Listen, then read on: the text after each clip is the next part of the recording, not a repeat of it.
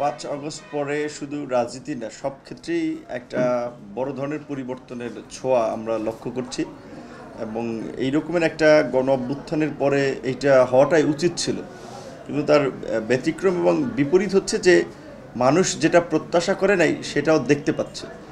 বিশেষ করে গত 16 বছরে রাজনৈতিক দলগুলোর আহ্বানে কিংবা রাজনৈতিক দলের আন্দোলন সংগ্রামে সাধারণ জনগণ ওইভাবে সাড়া দেয়নি, যেই কারণে 16 বছরে এই ফ্যাসিবাদ তৈরি হয়েছে।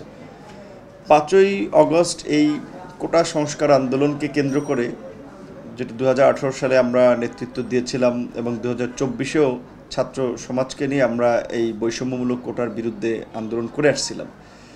একটা ছাত্র আন্দোলনে যখন একটা ফ্যাসিস্ট সরকার অন্যান্য আন্দোলনের মতো ক্রমাগত অত্যাচার, নির্যাতন, হামলা মামলা এবং সর্বশেষ একেবারে গুলি করে মানুষ মারার মতো পৈশাচিক সিদ্ধান্ত নিয়েছে, তখনই সর্বস্তরের মানুষ, বিবেকসম্পন্ন মানুষ বিশেষ করে, এটার বিরুদ্ধে দাঁড়িয়েছে, যার ফলে এই গণ অভ্যুত্থানটা সম্ভব হয়েছে। এবং এই গণ অভ্যুত্থানের নেতৃত্ব স্বাভাবিকভাবেই তরুণ এবং ছাত্র সমাজ এখানে দিয়েছে। বিশেষ করে প্রেক্ষাপটটা তৈরিতে এই 2018 সালের পর থেকে এই গণ অধিকার পরিষদ এবং ছাত্র যুব শ্রমিক অধিকার পরিষদের এই তরুণদের একটা বড় ভূমিকা আছে। এবং এখন যারা সরকারের উপদেষ্টা থেকে শুরু করে আন্দোলনের আইকনিক নেতা হিসেবে পরিচিত, তাদের অনেকেই ছাত্র অধিকার পরিষদের সাবেক নেতা এবং কর্মী ছিল। তো এই যে তরুণরা এরকমের একটা ঐতিহাসিক পরিবর্তন করলো এবং একটা নতুন বাংলাদেশ বিনির্মাণের কথা আজকে তরুণদের মুখে মুখে, সেখানে এই তরুণদেরই আবার একটা অংশের মধ্যে ওই ফ্যাসিবাদী চরিত্রের বহিঃপ্রকাশ দেখাটা, যে আওয়ামী লীগ যেমনিভাবে সরকারি সুযোগ সুবিধা ব্যবহার করে প্রতিপক্ষকে দমন কিংবা তার রাজনীতি করা, ঠিক একইভাবে আমরা এখন দেখতে পাচ্ছি যে এই আন্দোলনের একেবারে পরিচিত মুখ কিংবা তরুণদের একটা অংশই আবার সরকারের সুযোগ সুবিধা ব্যবহার করে একটা দল তৈরি করছে, অফিস আদালত প্রশাসনকে নিয়ন্ত্রণ করছে। এবং যেখানে তরুণরা ছিল জাতীয় ঐক্যের কেন্দ্রবিন্দুতে, সেখানে সেই তরুণদের অনেকেই একটা রাজনৈতিক বিভাজন তৈরি করছে। যেখানে আমরা বলছি যে এই জুলাই গণহত্যার বিচার এবং এই গণহত্যাকারীদের রাজনীতি নিষিদ্ধ সহ এই যে ছাত্র জনতার আন্দোলনে সাড়া দিয়ে যে সমস্ত সাধারণ আম জনতা, শ্রমজীবী মানুষ যারা জীবন দিল, তাদের পুনর্বাসনে কাজ করা, এবং বিশেষ করে এই যে ফ্যাসিবাদী রাষ্ট্র বা রাষ্ট্র কাঠামোর পরিবর্তনের জন্য একটা জাতীয় ঐক্যমত তৈরি করা, যেখানে এই ঐক্যমতের তৈরির ভূমিকাটায় থাকতে পারতো এই তরুণ সমাজ, সেখানে এই তরুণদের একটা অংশ কিন্তু এই পুরানো আওয়ামী লীগের মতো একটা রাজনৈতিক বন্দোবস্তের দিকে হাঁটছে। সো যেমন অনেক ক্ষেত্রে পরিবর্তনের কথা আপনি বলছেন, এখন পুলিশ প্রশাসন, সাধারণ মানুষও গিয়ে একটু কথা বলতে পারে, তার সমস্যা হলে সেটা নিয়ে জবাবদিহিতা চাইতে পারে, কিংবা সামগ্রিকভাবেই সরকার ব্যবস্থা এবং রাষ্ট্র পরিচালনায় কিছুটা পরিবর্তন হয়েছে। এটা আমাদের জন্য যেমন অত্যন্ত ইতিবাচক, আবার একইভাবে ওই যেটা বললাম যে এই যে তরুণদের মধ্যে একটা সুবিধাবাদী প্রবণতা কিংবা নতুন বন্দোবস্তের রাজনীতির কথা বলে, আবার ওই পুরনো বন্দোবস্তের, বিশেষ করে ওই আওয়ামী লীগের পথে হাঁটা, এটা আবার অনেকের জন্য অনাকাঙ্ক্ষিত বা অপ্রত্যাশিত। গত 8 মাসে সরকার এই রকমের একটা ক্রান্তি লগ্নে দায়িত্ব নিয়ে যতটুকুই করেছে আমি মনে করি এটা প্রত্যাশার চেয়ে অনেক। কারণ এই রকমের একটা অবস্থায় আপনার দেশকে একটা স্থিতিশীল পর্যায়ে নিয়ে আসাটাই কিন্তু একটা বড় চ্যালেঞ্জ। আইন শৃঙ্খলা পরিস্থিতি স্বাভাবিক করা, কিংবা যেখানে নির্বাচিত বা রাজনৈতিক সরকার থাকতেও আমরা দেখেছি দ্রব্যমূল্যর ঊর্ধ্বগতি, কিংবা গ্যাসের দাম, বিদ্যুতের দাম দফায় দফায় বাড়ানো, এবং ওভারঅল আপনার অর্থনৈতিক সংকট। সেক্ষেত্রে এই সরকার আসার পর ইতিমধ্যেই বেশ কিছু উল্লেখযোগ্য পরিমাণে বৈদেশিক ঋণ পরিশোধ করেছে।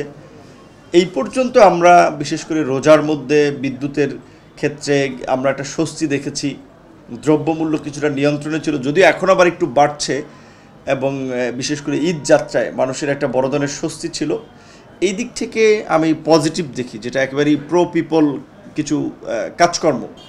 বিপরীত দিকে আমরা যদি দেখি যে যেই কারণে এই সরকার আজকে গঠিত হলো, কিংবা যেটার উপরে ভিত্তি করে এই সরকার আজকে সরকারে, এই আপনার ফ্যাসিবাদের পতন কিংবা ফ্যাসিবাদ বিরোধী আন্দোলনে আপনার যারা আন্দোলন করেছে, যারা আহত হয়েছে, যারা নিহত হয়েছে, সেই পরিবার এখনও পুরোপুরি আপনার ক্ষতিপূরণ পায় নাই, অনেকে এখনও সুচিকিৎসা পাচ্ছে না।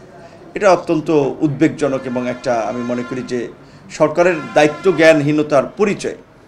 একই সাথে আমরা যদি দেখি যে এই যে ছাত্র জনতার মানুষের শান্তিপূর্ণ আন্দোলনে যারা হেলমেট পরে তাণ্ডব চালিয়েছে, যারা প্রকাশ্যে রামদা দিয়ে মানুষকে কুপিয়েছে, যারা মানুষের মাঝে আপনার ককটেল নিক্ষেপ করেছে, যারা মানুষের উপরে পৈশাচিক এবং বর্বর নির্যাতন নিপীড়ন করেছে, তাদের বিচারে বা তাদের গ্রেপ্তারেও উল্লেখযোগ্য আমি খুব বেশি গতি দেখি নাই। বিশেষ করে একটা ট্রাইব্যুনাল গঠন করা হয়েছে, এই একটা ট্রাইব্যুনাল দিয়ে কখনোই বিচার সম্ভব না। এই সরকার তো আনলিমিটেড থাকতে পারবে না, যেহেতু এটা তারা সাময়িক সময়ের জন্য দায়িত্বে এসেছে, নামই তাদের অন্তর্বর্তীকালীন সরকার, অন্তর্বর্তী সময়ের জন্য, মানে নির্বাচনে আগ পর্যন্ত তারা দায়িত্বে থাকবে। তাহলে রাজনৈতিক দলগুলো, রাজনৈতিক দলের নেতা কর্মীরা গণতন্ত্র, একটা ভোটের পরিবেশ তৈরির জন্য 16 বছর ধরে অপেক্ষা করেছে, সংগ্রাম করেছে। তারা তো আর 3, 4, 5 বছর এই সরকার ক্ষমতা থাকবে, অপেক্ষায় থাকবে ভোটের জন্য, নির্বাচনের, সেটাও না। তারা একটা নির্বাচনের দিকেও তাকিয়ে আছে। আর স্বাভাবিকভাবেই একটা অনির্বাচিত সরকার যদি থাকে, বিশেষ করে গণতান্ত্রিক রাষ্ট্রে বা এই ধরনের অন্তর্বর্তীকালীন সরকার, সেইখানে কিন্তু দেশের অর্থনৈতিক কর্মকাণ্ড থমকে দাঁড়ায়। কারণ হচ্ছে আপনার বিশেষ করে অভ্যন্তরীণ কিংবা বৈদেশিক বিনিয়োগকারীরা চিন্তা করবে যে এই সরকারের সাথে তারা দফা রফা করে সমঝোতা করে কাজ করবে, পরের সরকার এসে ক্যান্সেল করে দিতে পারে। বা এই সরকারের সময় অনেক ক্ষেত্রে বাংলাদেশের মতো থার্ড ওয়ার্ল্ড কান্ট্রিগুলোতে বিভিন্ন ক্ষেত্রে একটা পলিটিক্যাল ব্যাকআপ বা সাপোর্টের প্রয়োজন হয়। এই সরকারের তো সেই পলিটিক্যাল কোনো পার্টি নেই বা পলিটিক্যাল সাপোর্টার শক্তিশালী গ্রুপ নাই যে যারা তার জন্য একেবারেই ডেডিকেশন দিয়ে কাজ করবে। সেক্ষেত্রে বৈদেশিক বিনিয়োগ কিংবা দেশের অভ্যন্তরীণ বিনিয়োগ আমি মনে করি যে কিছুটা ধীরগতি আসবে।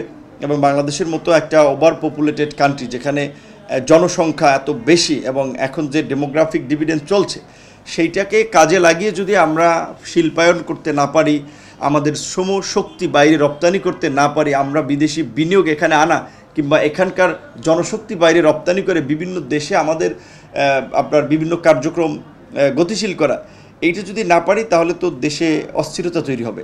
এবং সাময়িক সময়ের জন্য ধরেন রেমিটেন্স বাড়ছে কিংবা কিছু ক্ষেত্রে একটু সুবিধা তৈরি হচ্ছে, এটা লং টার্ম থাকলে আবার সেটা সম্ভব হবে না। সেক্ষেত্রে আমরা মনে করি যে এই সরকারের বিশেষ করে যদি বলেন যে স্বস্তির দিক, প্রাপ্তির দিক যেমন রয়েছে, আবার কিছু কিছু জায়গায় মানুষের প্রত্যাশা পূরণের ক্ষেত্রে একটা হতাশার জায়গাও আছে।